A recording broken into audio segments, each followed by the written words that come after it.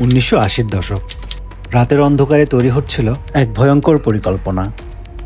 Israel আর ভারত দুই দেশের গোয়েন্দা সংস্থা প্ল্যান করছিল পাকিস্তানের পারমাণবিক কেন্দ্র ধ্বংসের।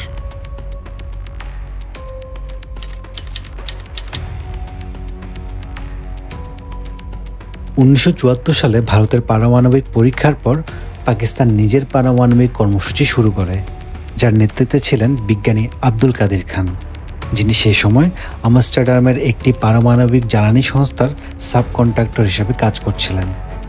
অভিযোগ রয়েছে নেদারল্যান্ডসের সেই প্রতিষ্ঠান থেকে সেন্ট্রিফিউজের গোপন নকশা চুরি করেন তিনি।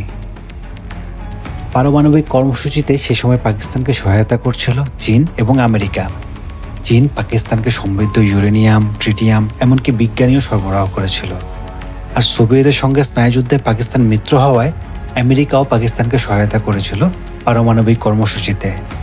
যদিও 1990 সালে স্নায়ুযুদ্ধ শেষ হওয়ার পর যুক্তরাষ্ট্র পারমাণবিক কর্মসূচির বিরুদ্ধে চলে যায় এবং পাকিস্তানকে অর্থনৈতিক ও সামরিক সহায়তা দেওয়া বন্ধ করে দেয়।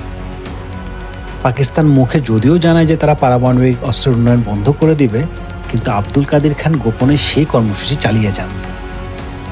পাকিস্তান গোপনে পারমাণবিক বোমা তৈরি করছে এমন খবর চলে যায় ইসরায়েলের কাছে।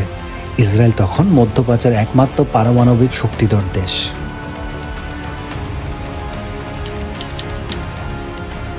ইসরায়েলি গোয়েন্দা সংস্থা মোসাদ এবং ভারতের র মিলে একটি গোপন সামরিক অভিযানের পরিকল্পনা করে।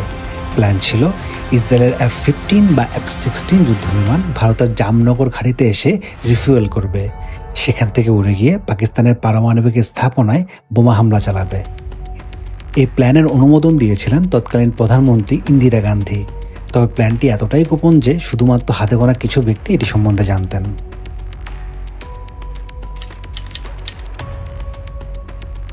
এই অপারেশনের কথা জানার পর পাকিস্তান যুক্তরাষ্ট্রের সাহায্যে কূটনৈতিক চাপ তৈরি করে।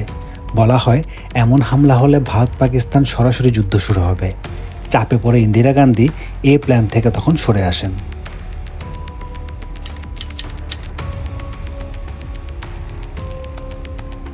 তবে ইসরায়েল থেমে থাকেনি। তারা ইউরোপে পাকিস্তানের পারমাণবিক কর্মসূচির সঙ্গে জড়িত বিজ্ঞানী এবং সরবরাহকারী প্রতিষ্ঠানগুলোর ওপর ল্যাটার বোমা ও হুমকি পাঠানো শুরু করে।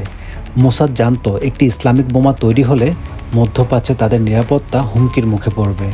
শেষ পর্যন্ত পাকিস্তান 1998 সালে সফলভাবে পারমাণবিক বোমার পরীক্ষা করে এবং পরিণত হয় একটি আনুষ্ঠানিক পারমাণবিক শক্তিতে।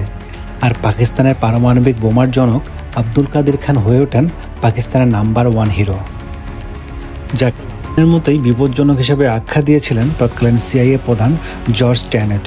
আর 1980 এবং 90 দশকে আব্দুল কাদিরকে হত্যা করতে না পারার জন্য আক্ষেপ করেছিলেন তৎকালীন মোসাদ প্রধান শাহিদ। কথিত আছে আব্দুল কাদির পশ্চিমের বাইরের বিভিন্ন দেশ এবং বিশেষ করে মুসলিম দেশগুলোকে পারমাণবিক প্রযুক্তি দিতে চেয়েছিলেন। ইরান, লিবিয়া এবং উত্তর কোরিয়ার পারমাণবিক কর্মসূচিতে তিনি সহায়তা করেছিলেন।